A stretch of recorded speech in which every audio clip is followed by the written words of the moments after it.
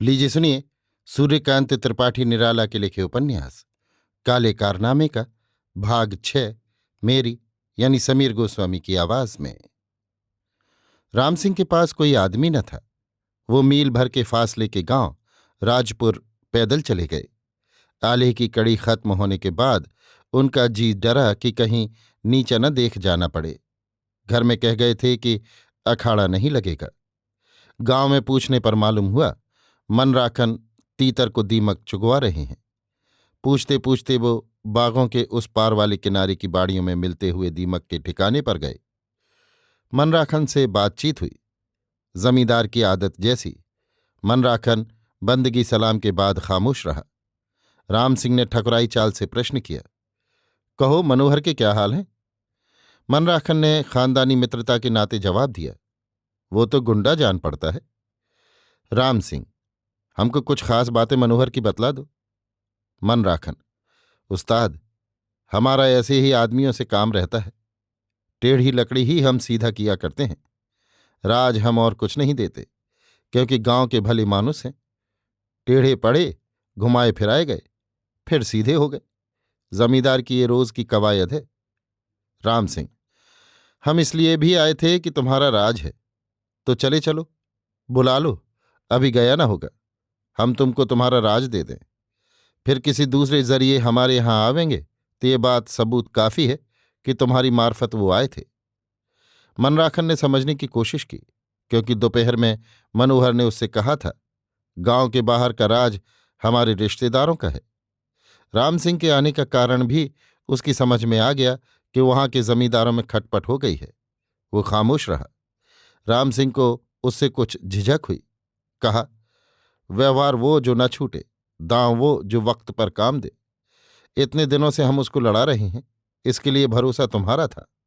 मनराखन, चलो सिपाही भेजकर बुलवा लेते हैं और कह देते हैं कि तुमको इनके यहां लड़ने के लिए जाना है तो इनकी मर्जी के मुआफिक ही रहना होगा, नहीं तो अपना रास्ता नापो।